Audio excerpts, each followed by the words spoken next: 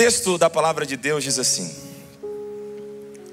ao ouvirem a voz do Senhor Deus, que andava no jardim, quando soprava o vento suave da tarde, o homem e a sua mulher se esconderam da presença do Senhor Deus, entre as árvores do jardim.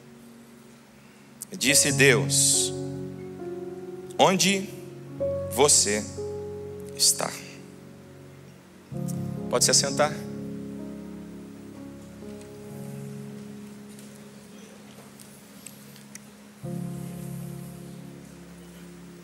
Meus irmãos, esse texto da palavra de Deus, ele é marcado por reviravoltas. Quem está vivo? Porque ele é o capítulo mais triste das Escrituras, mas se torna no final o mais celebrativo, porque ele relata a queda humana. Ele relata o episódio onde o homem, criado por Deus e formado por Deus, vai optar por se alimentar do único fruto que Deus havia dito para eles não se alimentarem. Eles têm todo um jardim. A Bíblia diz, irmãos, que Deus plantou um jardim ao oriente do Éden. Imagina a cena: próprio Deus selecionando as melhores árvores, os melhores frutos, as mais belas flores, e plantando ao oriente do Éden o lugar para Adão e Eva chamar de lar. Deus prepara a casa, coloca ali o homem e a sua mulher, e para demonstrar o seu amor, ele manifesta a prova da escolha, dando ao homem e à mulher a oportunidade de dizer sim para o relacionamento com ele e não para o distanciamento. Então, na verdade, o não de Deus é prova de amor. Eu vou dizer isso de uma outra maneira, porque muitas vezes nós queremos insistir em transformar o não de Deus em sim. Quando Deus te falar não, o que Ele está dizendo é: eu amo você. E normalmente nós ficamos revoltados com os nãos de Deus. Parece algo genético, não é? Biológico, mas não é, espiritual. Nós temos uma tendência quase que maligna de querermos ser deuses de nós mesmos, agir de acordo com os nossos sentimentos, tomar decisões de acordo com as nossas próprias vontades. A gente coloca a culpa na cultura, a gente coloca a culpa na maneira em que fomos criados, mas no fundo, nós só queremos ouvir a voz do nosso orgulho. E aí então vem Deus e diz assim: não. E a gente diz: eu vou insistir para transformar em sim. E algumas vezes queremos chamar isso de persistência e não de teimosia. A gente quer chamar a teimosia de perseverança. Mas pode falar uma coisa: perseverança é insistir no sim de Deus quando não se manifesta no nosso coração. Teimosia é tentar transformar o não de Deus em sim. Então ficou fácil distinguir uma coisa da outra. O que vai acontecer é que eles vão dizer sim para o não de Deus.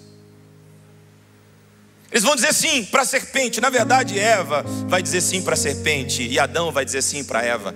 Provavelmente porque a serpente já havia tentado Adão e não havia tido sucesso. Não que a Bíblia diga isso,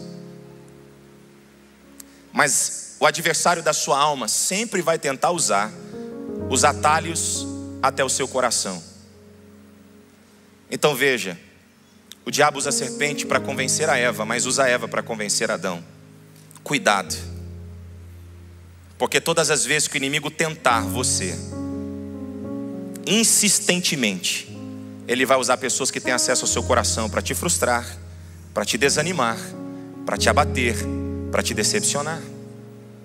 Ninguém longe machuca, ninguém longe fere, ninguém de longe tem o poder de nos afastar do propósito, de embaçar a nossa visão acerca do plano de Deus para nós. Mas pessoas que estão perto, gente que tem acesso ao seu coração, sim.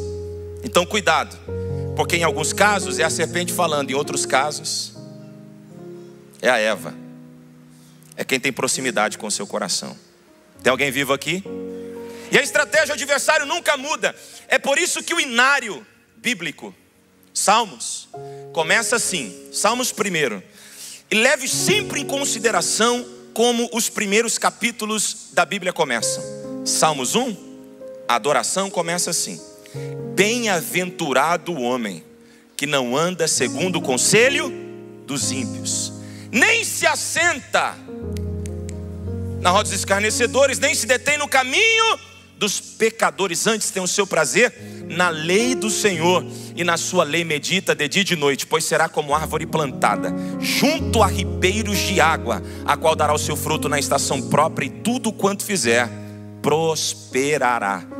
Você sabe qual é a conexão de Salmos 1 com Gênesis 1? É que aquele que tem prazer na lei do Senhor não troca o jardim inteiro por um único fruto. Tem alguém vivo aqui? Tem gente trocando o jardim inteiro por algo que Deus já disse para você não fazer. Não faça isso. Tem um jardim inteiro preparado para você. A serpente, quando inicia o diálogo com Eva, no capítulo 3, assim: é verdade que Deus disse que você não pode comer dos frutos do jardim? Ela diz: não, eu não posso comer de um único fruto. Deixa o fruto aqui. Ou seja, Deus havia dado acesso a todo o resto. Diga para alguém do seu lado: não troque o jardim por um único fruto. É tentador, mas não faça isso. É bonito para os olhos, mas não faça isso. Faz o coração palpitar mais aceleradamente, mas não faça isso. Quando o fruto fazer os seus olhos brilhar, lembre-se, você não foi chamado para caminhar pelo que você vê, você foi chamado para caminhar pelo que você ouve. É por isso que a fé não vem pelo que vemos, mas pelo que ouvimos. Ouvimos. Mas eles decidem caminhar pelo que vê, e pecam. E agora que eles cometem pecado, o texto diz que Adão faz para si vestimentas de folhas de figueira. Você vai entender por que Jesus amaldiçoou uma figueira cheia de folhas que não tinha fruto. Porque aquela figueira era a figura do que aconteceu em Gênesis 3. A tentativa humana de resolver o problema do seu próprio pecado não tem fruto, não prospera. Ah, se não fosse a graça de Jesus, queridos, quem nos reconecta a Deus é Cristo. É por isso que o capítulo 13, ele parece terminar com uma má notícia, mas na verdade ele termina com uma reviravolta, chamada de proto-evangelho, com Deus prometendo: é serpente, fruto que nascerá do ventre da mulher, você lhe ferirá o calcanhar, mas com o calcanhar ferido ele esmagará você. Essa é a reviravolta. A reviravolta é Cristo Jesus, nosso Senhor, nos reconectando a Deus, nos dando de volta o acesso ao jardim. E é por isso que eu posso falar com autoridade: não troque um jardim inteiro por causa de um fruto que Deus disse para você não tocar.